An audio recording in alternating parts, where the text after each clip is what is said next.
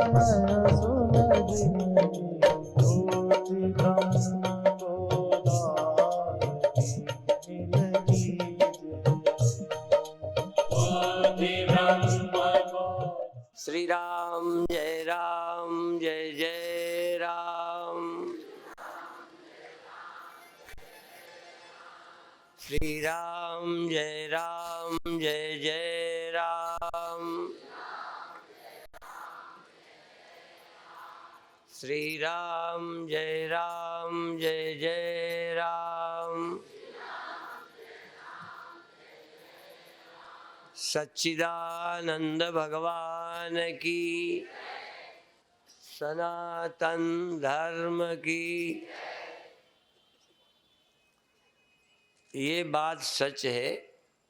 कभी कभी एक लाइन मुझे भी आ गई, ये कहते पिला दे, तो एक लाइन मुझे याद आ गई।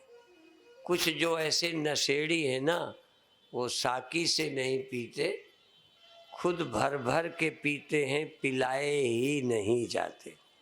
वो खुद पीते हैं। पीने की लत पड़ जाए फिर साकी की जरूरत, अर्थात कोई देवे, जब चाहो आंख बंद करो और पी लो। यदि ये पीने की सचमुच आदत पड़ जाए तो वो फिर नहीं पीनी पड़ेगी, जिसको पीकर लोगों के घर बर्बाद होते हैं।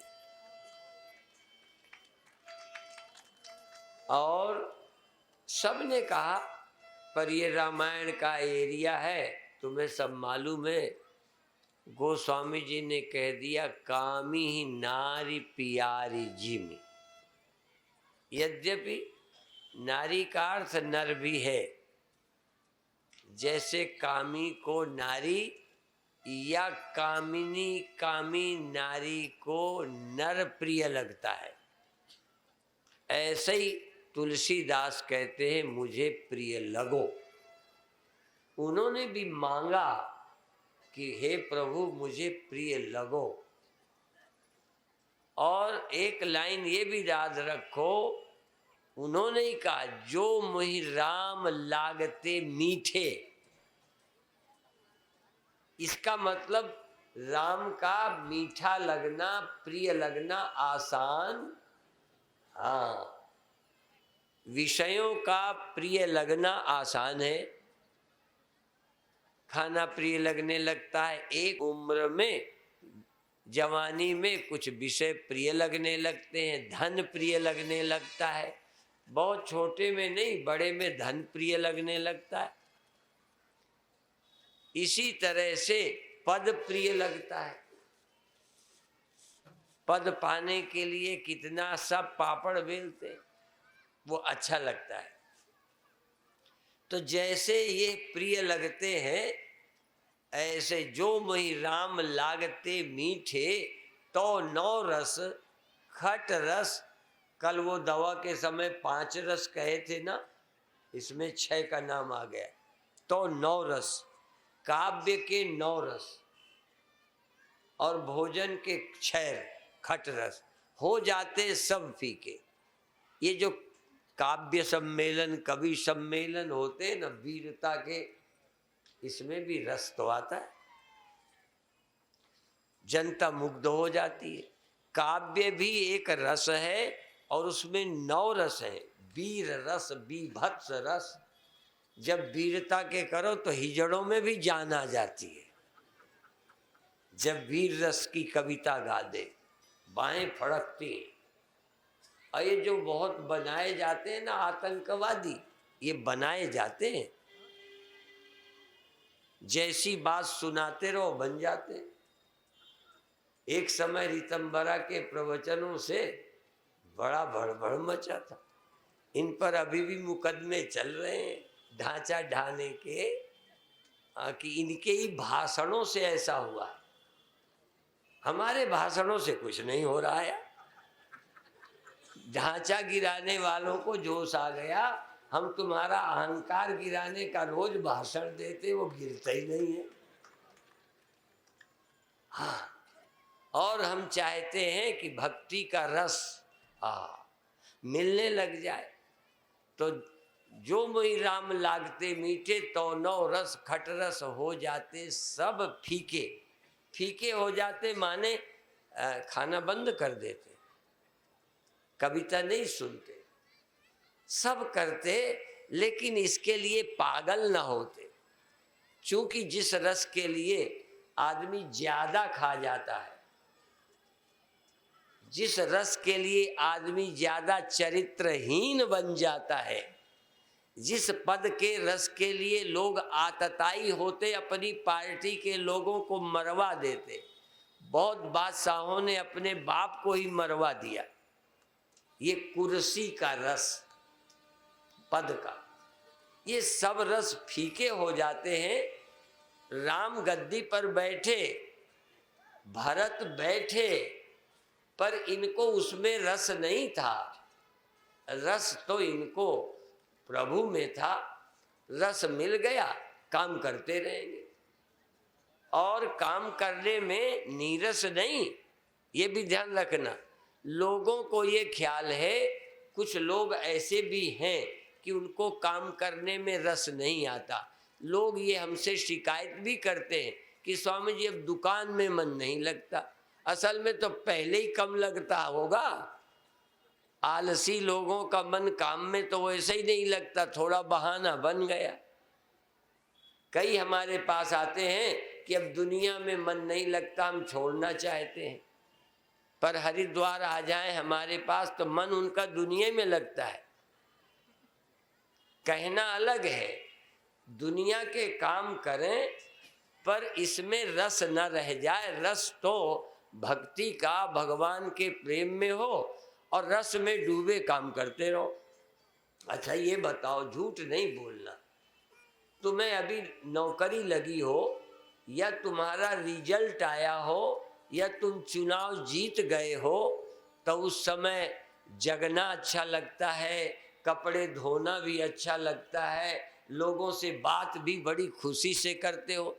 तो लोगों से बात करने की खुशी है कि जीत की है? मान लो हार गए होते तब बात करने में मजा आता।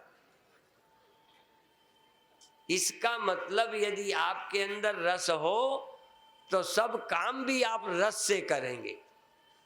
ये लोगों को भ्रम है कि फिर हम काम नहीं करेंगे। यदि हमको एक बार गालिब ने कहा था कि मैं पीता नहीं हूँ, मुझे पीने की लत नहीं, मुझे आनंद लेने की, रस लेने की लत है। यदि रस मुझे कहीं मिलता तो ये न पीता। आप ध्यान दें, यदि आपको मान, पहले पंडित लोग ऐसे ही मांग चूम के खाते थे, साधु भी मांग के खाते थे। क्यों?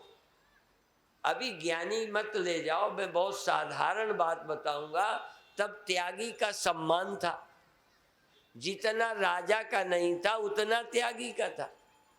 और लोग मान के लिए तो राजा बनते हैं, इसीलिए वो राजा होते, हम महाराजा होते थे। हमें महाराज ऐसे थोड़ी बोलने लगे। तो जब हम महाराज लगेंगे लोगों को, तो हमें क्या जरूरत गद्दी में जाए? ब्रह्म ज्ञान की बात बाद में है। जिस चीज की भूख हमें है, वो भूख हमें त्याग से पूरी हो रही है। इसी तरह से जो हमको प्यार किसी बात से मिलता है, वो प्यार अच्छे काम से मिलने लगा, कथा से मिलने लगा, लोग प्यार करने लगे। कितने लोग हो देखो, हम तो तुम्हारे प्यार से उकता तक जाते हैं, फिर भी हम निकले बच्चे पैर छूने लगते हैं। अब मुझे तो इतनी जल्दी मचती है कि मैं उठूं जल्दी मंच पे बैठ जाऊं कहीं, क्योंकि मैं पीछे रुक जाता हूं कभी कभी। जब किसी का प्रवचन चलता है तो मैं प्रवचन में बाधा नहीं बनता कि मैं बीच में आऊं, जनता खड़ी हो जाए, उसका प्रवचन खराब हो जाए। तो कई वक्ताओं को लगेगा स्वामी जी को हमारे बीच में बड़ा आने का होता है, आगे पीछे नहीं। तो हम देखे रहते हैं। तो अब जब हम चल पड़े, वहीं खड़े रहे लोग, जब प्रवचन बंद हुआ हम चले तो एकदम लोग दौड़ के पैर छूने लगे, तो लगता है इनको ढकेल दो। इसलिए बताता हूं कि तुम समझ जाओ कब पैर छूना, हाँ कब छूना, कब दूर से हाथ जोड़ना। अच्छा ये आता है तुमको? नहीं आता। हम अभी 10 वर्ष और सम्मेलन करेंगे, ये तुम्हें नहीं आना, मुझे पता है। अरे पैर छूने में आनंद ले लो, ऐसे हाथ जोड़ो, क्या आनंद है, हमको भी आनंद तुम्हें भी, और दो आनंद मिले परम आनंद, तुम्हें भी हमें। एक को आनंद एक को दुख, ये कौन सा आनंद है? एक को तकलीफ हो एक को आनंद हो, वो अच्छा मानते हैं। वैसे शब्द बड़ा गलत है, पर इसको बलात्कार बोलते हैं। आप लोग एक ही तरफ ले जाते हैं, क्योंकि आजकल वो बच्चियों के विषय में बोलते हैं।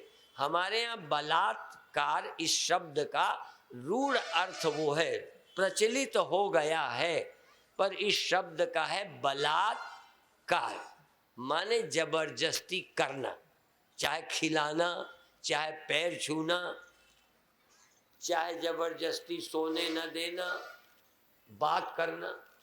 आप जानते हो यदि लोग बलात्कार छोड़ दें, देखो दोनों हाथ से हाथ उठा के कह रहा हूं मैं, आप घरों में भी किसी से जबरदस्ती न करें तो आधी समस्या हल हो जाएगी।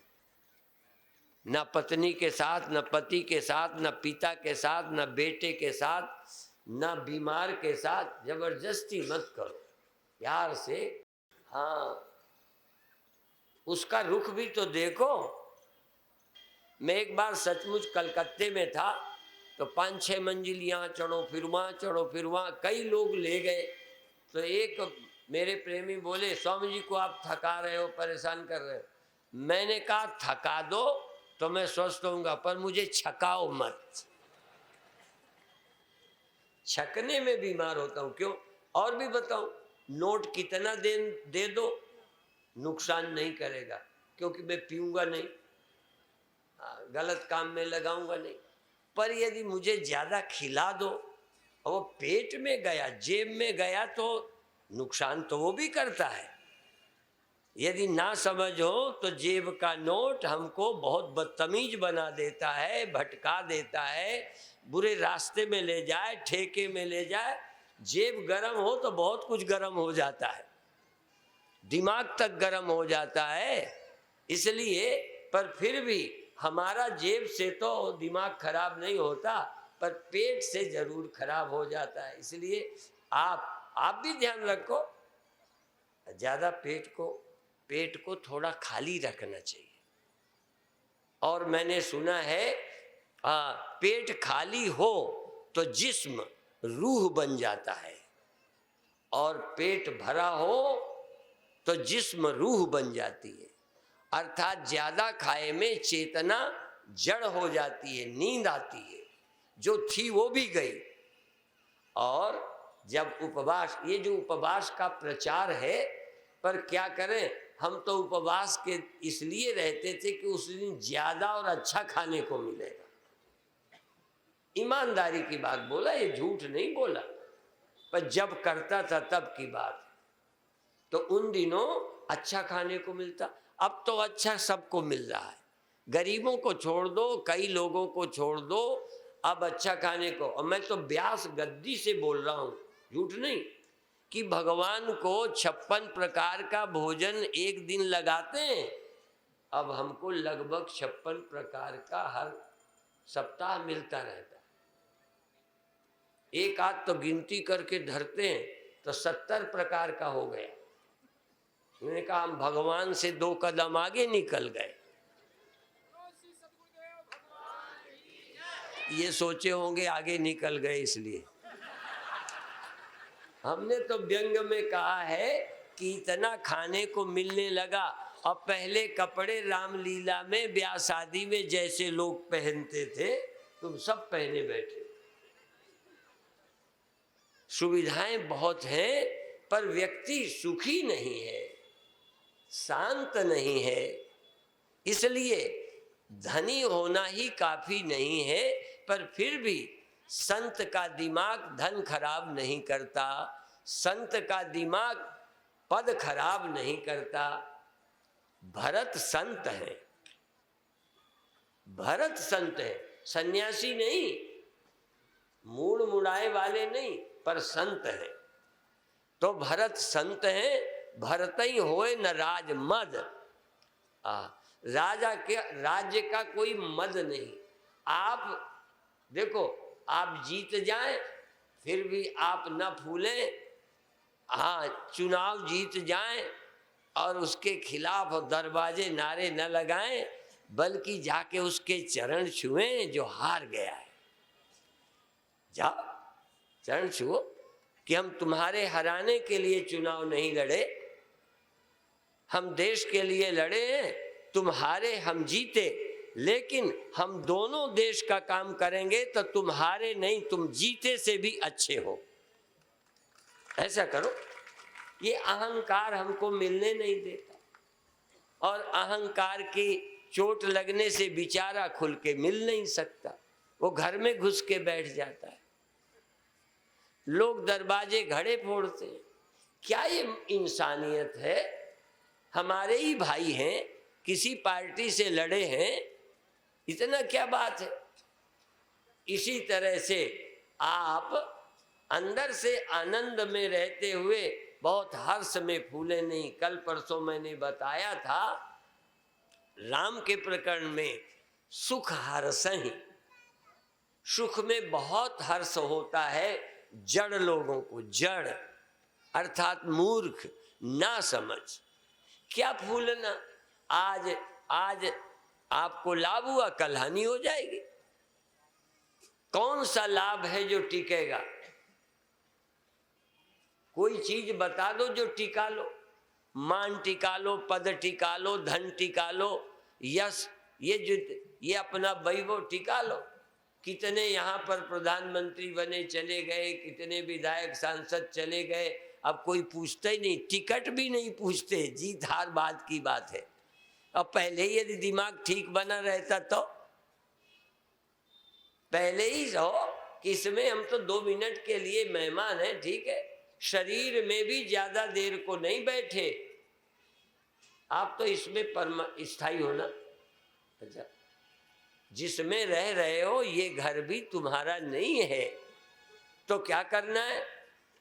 ये जो हम सुना रहे हैं, अब मैं कैसे तुमको समझाऊं, नहीं समझा पाता। मैं इस नहीं चाहता कि दुनिया से तुम भाग जाओ, भगोड़े बन जाओ। हाँ, मैं ये चाहता हूँ ये समझ आ जाए कि ये रहना नहीं है, ये तुम्हारा कुछ नहीं टिकना। इसलिए भय मुक्त होकर, हाँ, भय मुक्त होकर और देश का काम कर सको।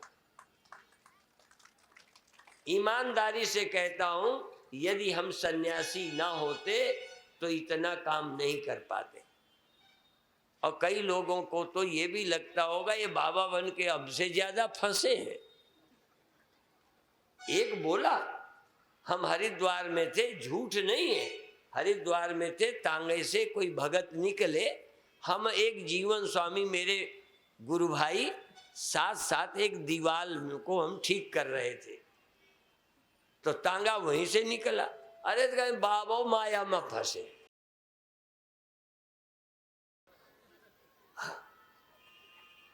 अब मंत्र तो गांव वालों को आते ही आते, और हम क्या चाहते हैं? तुम मुक्त होकर के खूब माया में रहो, ओखली के भीतर और चोट के बाहर रहो। इस कोठरी में जाओ, काली कोठरी में, हाँ ये काली कोठरी है, और मुक्त रहो। कृष्ण भगवान काम करते हैं, राम भगवान काम करते हैं, जनक का उदाहरण देते हैं। भगवान गीता में यहाँ तक लोकमान्य तिलक ने कर्म प्रधान गीता की टीका की है। लोकमान्य तिलक गीता के द्वारा यही सिद्ध किया है कि गीता कर्म करने पर जोर देती है। हम उसके खिलाफ नहीं हैं, हम इतना ही कहते हैं वो मुक्त होने के बाद कर्म करने की बात कहती है, जब तुम्हें कुछ पाना न रह जाए। और उदाहरण भगवान अपना देते, नानवाप्तम अवाप्तव्यम त्रिषु लोकेषु किंचन, तीनों लोकों में, गीता उठाना, तीनों लोकों में कहते मुझे कुछ पाना ही नहीं। और मैं समझता हूं सच्चा सन्यासी ब्रह्मज्ञानी वही होता है जिसे अब इंद्र होने की, विष्णु होने की भी भूख नहीं रह गई। इंद्रासन भी उसे ऐसे ही लगता है। क्यों? आखिर कितने दिन बैठोगे? मान लो चलो तुम यहीं के पद का देख लो, मैं ठीक है मानता हूं कि तुम विधायक, सांसद, कुछ मिनिस्टर, गांव के, शहर के चुनाव में कुछ जीत के कुछ रहोगे, कितने दिन? जिसकी शांति, जिसका आनंद किसी पद का मोहताज नहीं है, किसी अवस्था का अधीन नहीं है, अवस्था का गुलाम नहीं है, जिसका अपना जीवन किसी इंद्रियों पर भी निर्भर नहीं है, ऐसा आत्मानंद को प्राप्त व्यक्ति शरीर में रहते हुए जब वो काम करता है तो उसके कर्म दिव्य कर्म होते हैं। हाँ, वो ऐसे कर्म नहीं है। भगवान कृष्ण कहते हैं मेरा जन्म, मेरे कर्म दिव्य हैं। जन्म क्यों दिव्य है? क्योंकि मैं किसी वासना के कारण नहीं आया, मैं तो जगत के लिए आया हूं, मेरी अपनी कोई, इसलिए मेरा जन्म। और पंजाब में तो साधुओं के लिए भी एक शब्द आता है, संतों के लिए, जन्म कर्म दोनों में नहीं, जन परोपकारी आए। संतों को कहते हैं कि जन्म मरण नहीं है साधु का, वो तो परोपकार के लिए आते हैं। अब मैं ये कहूं, आप भी थोड़ा थोड़ा स्वार्थ से ऊपर उठो, बस, और कुछ नहीं। घर में बैठे नर से नारायण बन जाओ, नर से नारायण। देखो अभी कहा था ना, सुर नर मुनि की यही रीति, स्वार्थ लाग करें सब प्रीति। तो नर कौन है? जिसमें स्वार्थ रहता है, मुनि में रहता है, संत में नहीं रहता, भगवान में नहीं रहता। और यदि व्यवहार देखो तो भगवान कई बार ऐसे काम करते हैं लगेगा बड़े स्वार्थी थे। इसी तरह कभी कभी कई संतों पर भी ऐसे स्वार्थी होने का, लोभी होने का आरोप लग सकता है। अभी अभी जगत प्रकाश त्यागी कह रहे थे ना, ठीक है ना, कह रहे थे कि नहीं कह रहे थे? मैं नाम नहीं लेता, देख लो मेरी उंगली। अच्छा, कह रहे थे तो क्या करेंगे, कहाँ ले जाएंगे? तो अब ये साथ में ये भी कह दिया, इसे यदि इसी तरह हर साल करना है तो सहयोग चाहिए। अब करना, इसमें तुम्हें लाभ है, जनता को लाभ है। कई लोग तो कहते हैं कि जब कार्यक्रम होता है तो बांदा का जीवन ही बदल जाता है, लोगों का अच्छा माहौल बन जाता है। और मुझे तो वो दिन याद आता है जब यहाँ बाढ़ आई थी, पेड़ों की ऊंचाई से पानी गया था, तो हम भी पुराने उराने कपड़े लेके कुछ नए आए थे बांटने। तो यहीं के लोग बोले थे, याद रखना वो शब्द, यहाँ के लोग बोले थे कि स्वामी जी 4 दिन बांदा में स्वर्ग आ गया था, सतयुग आ गया था, सतयुग। ये बोले सतयुग क्यों आया? सब संकट में थे, किसी को कोई सताता नहीं, सब मिलजुल कर छतों में रहे, कहीं रहे, एक दूसरे को सहायता की। कहने लगे जब सामान बंटने आना लगा तब कलयुग आ गया। देखो, तकलीफ में सतयुग आया और जब लाभ के दिन आए तो कलयुग आ गया। और आज भी देखो 4 दिन सतयुग के थे, ये 5वां दिन अब आखिर में, हाँ, प्रसाद बटने में यदि सतोगुण बना रहे, सतयुग बना रहे तो बांदा समझो बहुत अच्छा। बटते समय सतयुग बना रहे, सब प्यार से ले लो, धक्का मुक्की ना हो, दोबारा ना लो, एक बार शर्माओ नहीं। एक बार लेने में क्या शर्माना, प्रसाद है। भगवान करे तुम पैसे के लिए, बल्कि क्या कहूँ, मुझे तो लगता है तुम्हें भगवान से भी गिड़गिड़ाना न पड़े, इतनी ऊंची स्थिति में तुम्हारी देखना चाहता हूं। लेकिन प्रसाद भगवान का हो चाहे संत का, प्रसाद के लिए तो हाथ फैलाना चाहिए। उससे क्या होता है? अहंकार टूटता है। अभी सुना ना, अहंकार ज्यादा सुग्रीव बहुत भागते थे और बाली नहीं भाग पाते थे। तो ये कह रहे थे ना कि अहंकार कहाँ नहीं जाता। जैसे अंधेरा, अंधेरा कहाँ नहीं जाता? बांधा, हाँ, कहाँ नहीं जाता? जहाँ उजेला होता है वहां नहीं जाता। अच्छा, कोई अंधेरे को गाली दे के उजेले के पास बैठ जाए, अंधेरे को गाली दे, अंधेरे को चिल्लाए और उजेले में जाके बैठ जाए, कहते आजा तेरे बाप की ताकत हो तो बाली भी वहां नहीं जाएगा।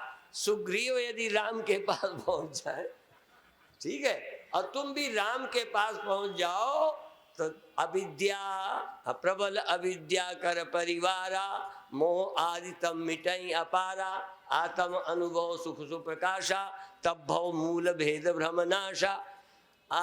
आत्मा राम सुना है ना? जब हम आत्मा कहते हैं तो आपको जरा दिक्कत हो जाती है, इसलिए ये भी ध्यान रखना, आत्मा राम शब्द है कि नहीं?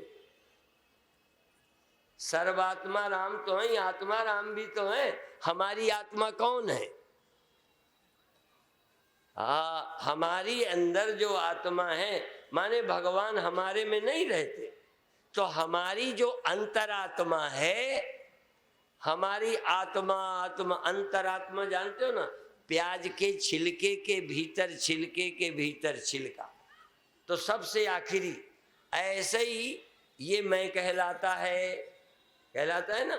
मैं बूढ़ा हो जाऊंगा, जवान हो जाऊंगा, इसको क्या बोलते हैं? मैं, ठीक है। अच्छा, मैं आज बहुत परेशान रहा, बहुत दुखी रहा मेरा, तो ये दुखी होना ये कौन है? मन। तो तुम कौन हो? मन।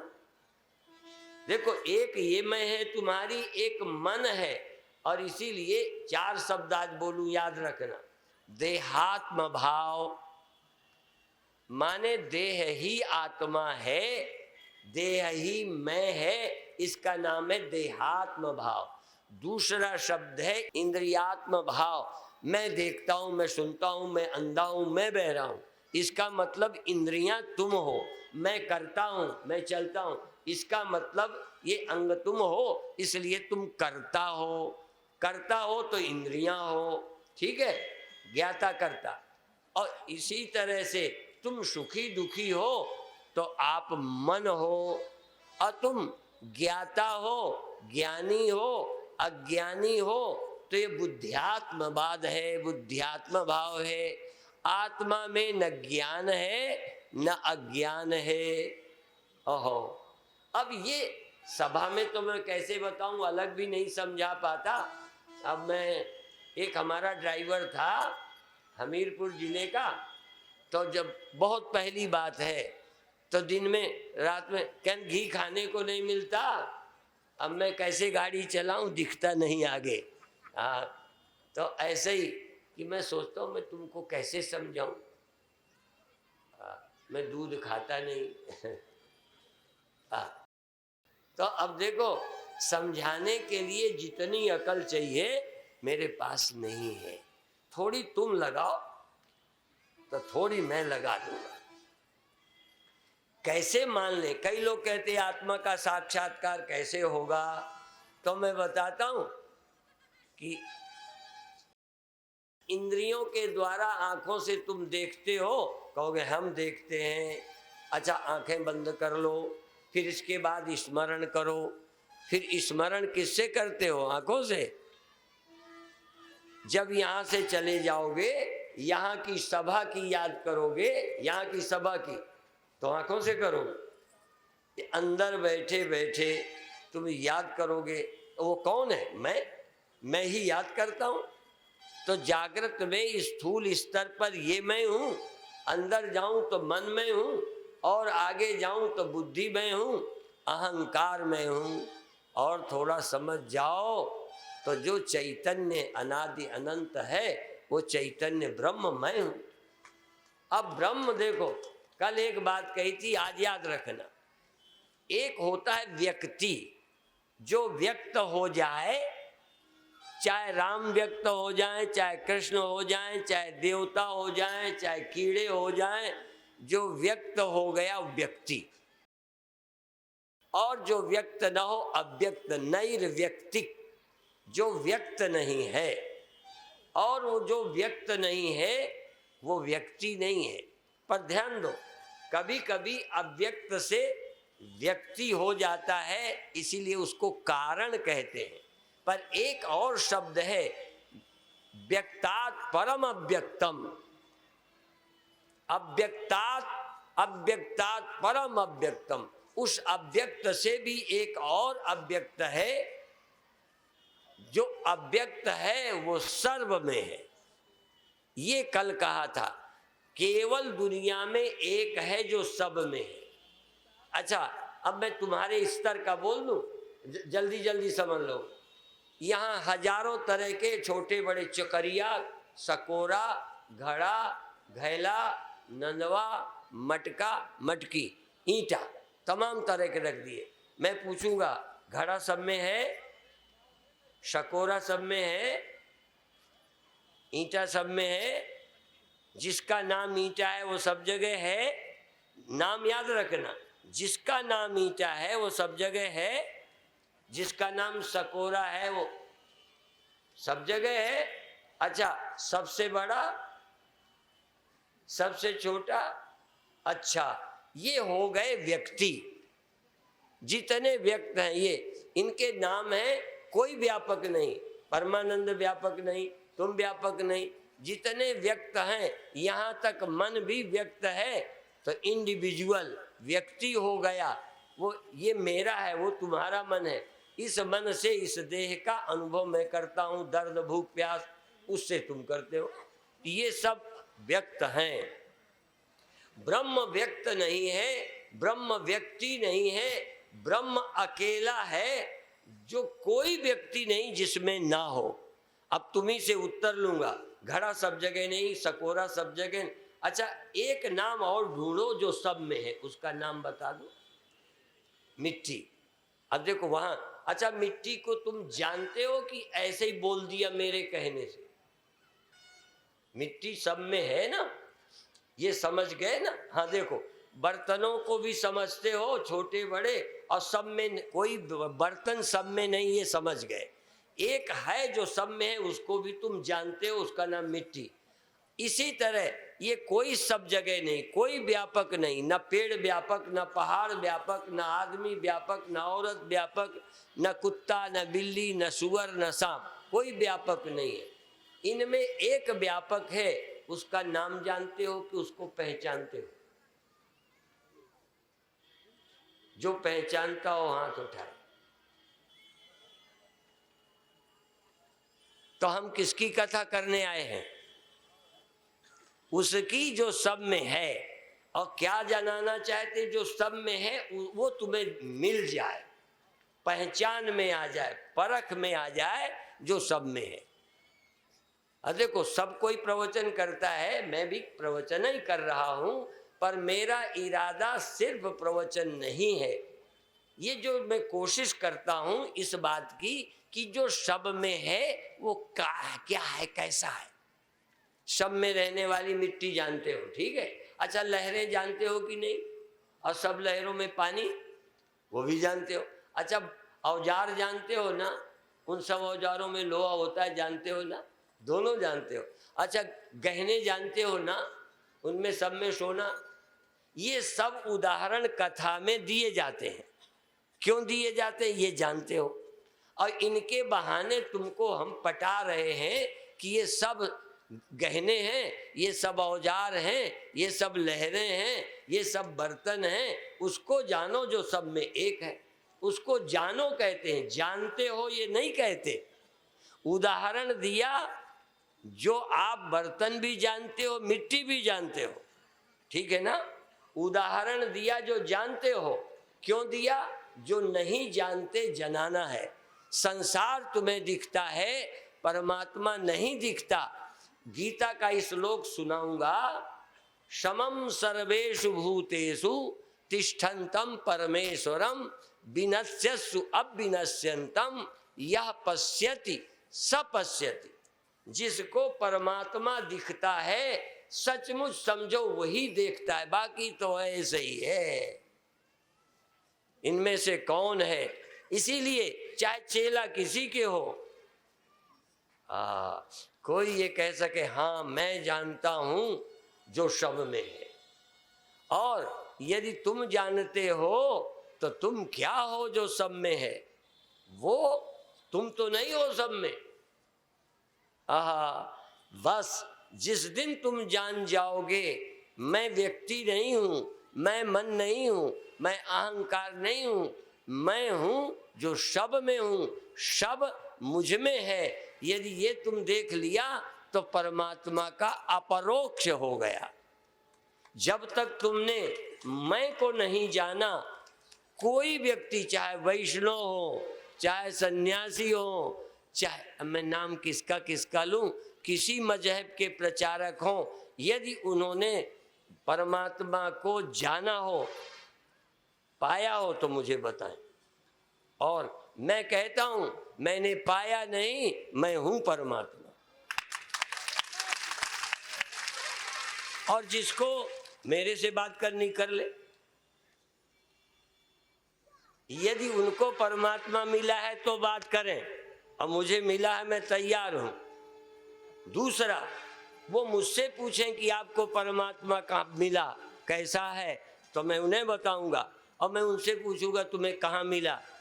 यदि मिला होगा तुझे तो तू होगा, तुझे जो मिला होगा वो होगा।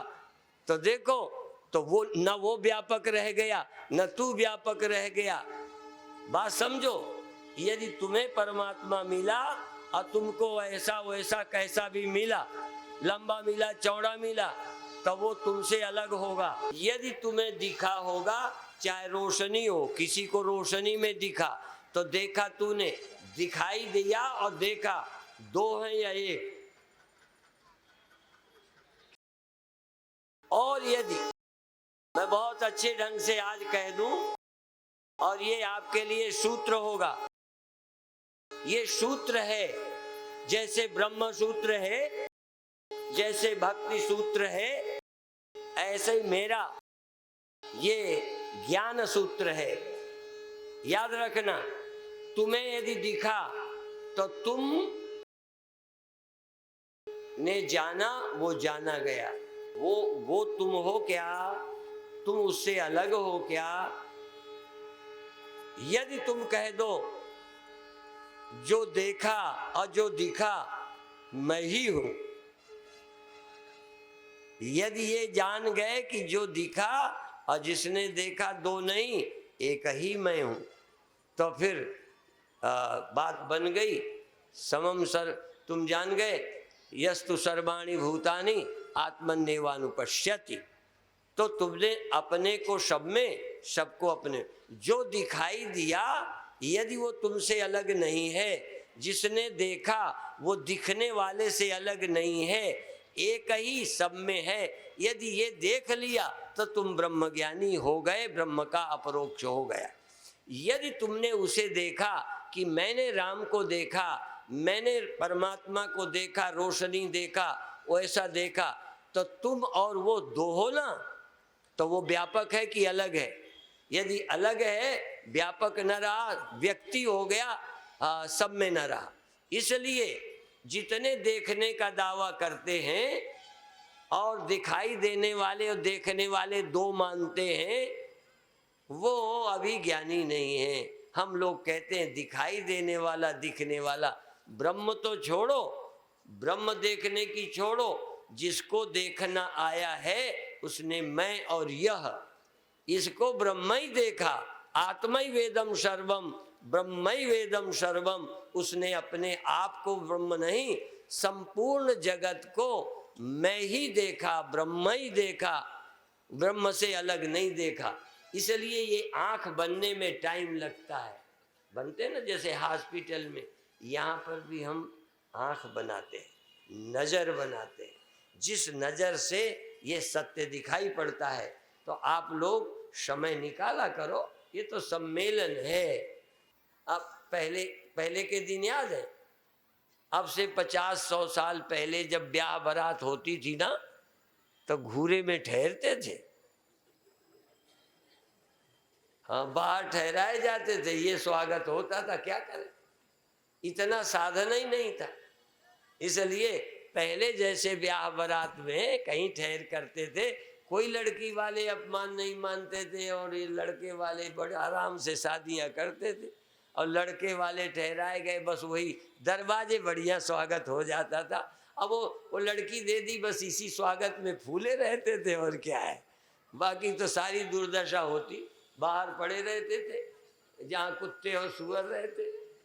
हाँ, तो ऐसे ही जब तुम लड़का लड़की शादी के लिए इतना कर सकते थे 50 साल पहले, तब 50 साल बाद क्या परमात्मा के लिए इतना नहीं कर सकते?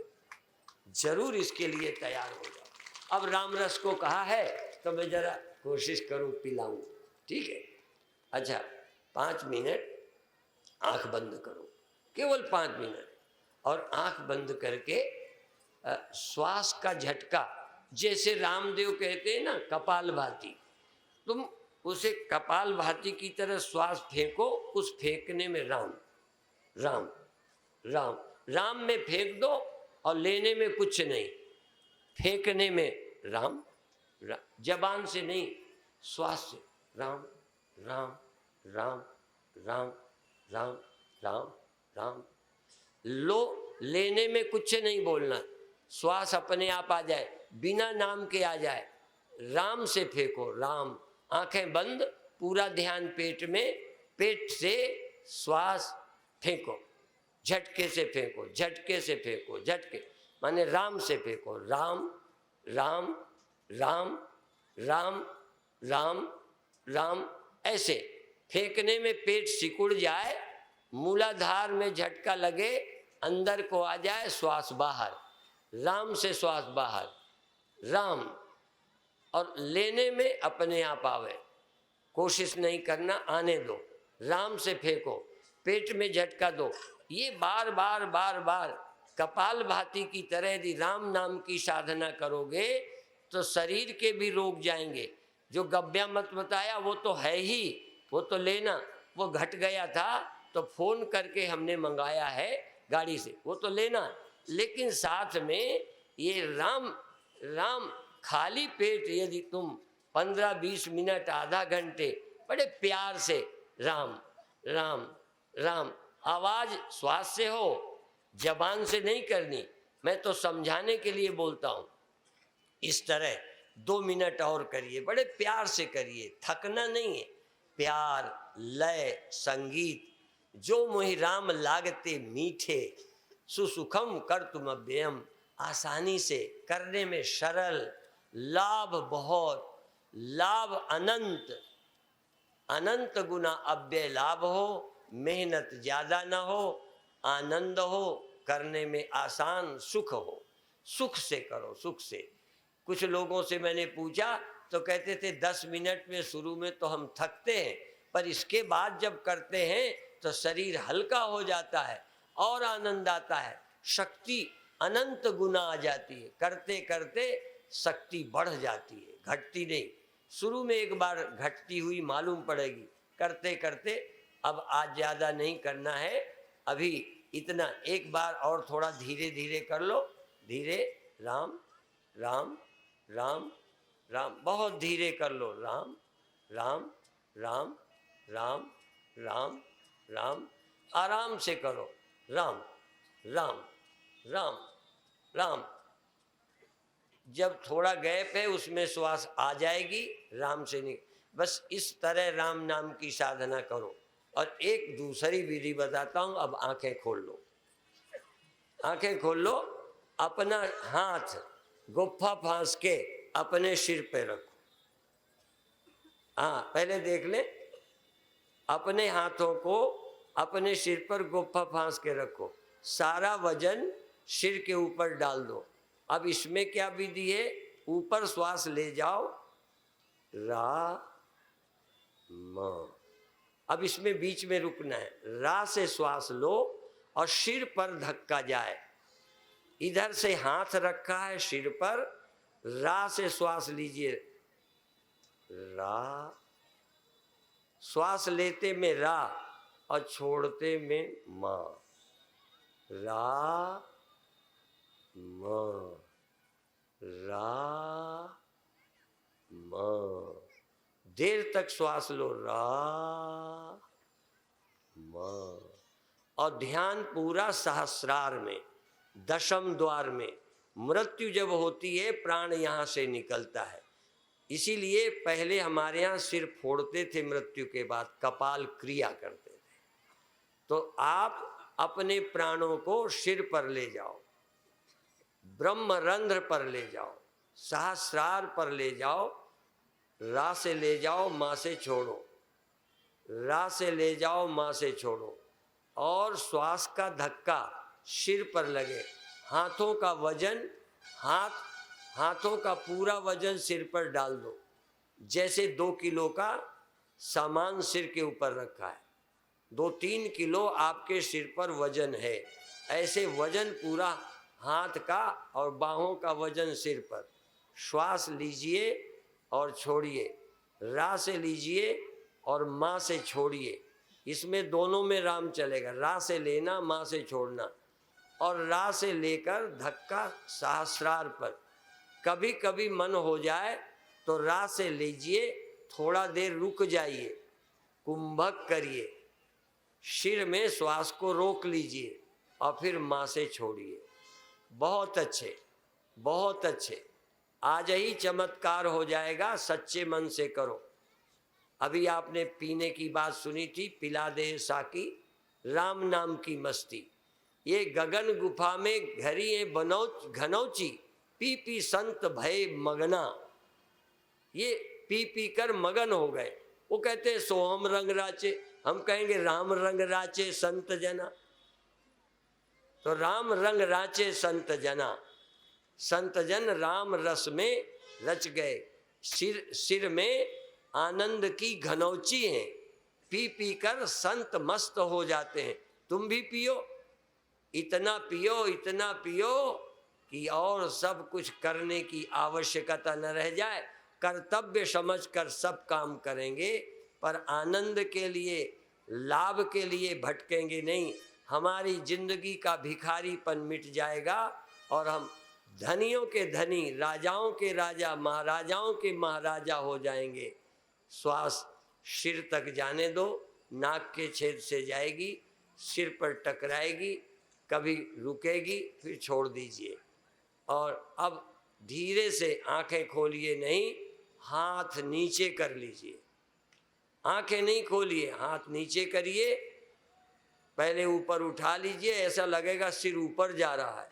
यदि वजन दिया होगा, हमने घास सिर पे ला दी है, जब गट्ठर फेंकते थे तो लगता था गर्दन पकड़ के कोई ऊपर उठा रहा है। ऐसे ही आपकी गर्दन ऊपर को उठने लगेगी, ऐसे। और धीरे से हाथ नीचे करके आंखें बंद रखिए। वही प्रक्रिया थोड़ी देर और, रा से श्वास लेकर ऊपर ले जाइए सिर पर। अब हाथ की जरूरत न रहे, श्वास सिर पर जावे और फिर वापस निकल जाए। सिर पर रा, लौटे माँ, सिर पर रा, लौटे माँ। उस सिर पर चींटियाँ सी चलेंगी, झुनझुनी चलेगी, एक संवेदनशीलता आएगी और अंत में महाचमत्कार घटेगा। तुम इसी टॉप सेंटर पर सिर पर बैठ जाओ, अपनी चेतना को सिर पर, बॉर्डर पर। नीचे सिर है, ऊपर शून्य है। देखो, नीचे आकार है, ऊपर निराकार है, ऊपर शून्य है, नीचे शरीर है। इस बीच में रुको, जहाँ हिरण्यकश्यप मारा गया, ये अहंकार रूपी राक्षस इसी संधि में मारा जाएगा, सिर और शून्य के बीच में। यहाँ पर बस यहीं टिक जाओ। ऊपर शून्य है, नीचे पृथ्वी है, ऊपर निराकार है, नीचे आकार है। और तुम दोनों का स्मरण करो, शून्य को भी, शरीर को भी। तुम न शून्य हो न शरीर हो। शून्य को भी तुम जानो, शरीर को भी तुम जानो। टिक जाओ बीच में, इस देहली में टिको, इस संधि में टिको, इस जगह टिककर सिर पर टॉप सेंटर पर सहस्रार पर, और हो सके तो 1 सेकंड को आकार बिल्कुल छोड़ दो, निराकार आकाश में। निराकार आकाश कितना, चारों तरफ आकाश ही आकाश, जहाँ न चंद्रमा है, न सूरज है, न तारे हैं, न कुछ है, न बादल, सिर्फ आकाश ही आकाश। चले जाओ कहीं दुनिया भर में आकाश से रहित कोई जगह नहीं, आकाश ही आकाश है। उस आकाश में 1 सेकंड आराम करते हुए आकाश से मिल जाओ। अभी तक आकार से मिले रहे शरीर से, अब अपने ध्यान को आकाश से मिला दो। आकाशी धारणा, धारणा से आकाश के साथ मिल जाओ। आकार छूट गया, निराकार से मिल गए, आकाश ही हो गए। आकाश को मिलकर आकाश हो गए। अब धीरे धीरे फिर वापस सिर पर आ जाओ और फिर धीरे से शरीर के भीतर श्वास के सहारे रामा पर आ जाओ। अब रामा पर आ जाओ और धीरे धीरे 1 मिनट आराम करके फिर आंखें खोल दीजिए।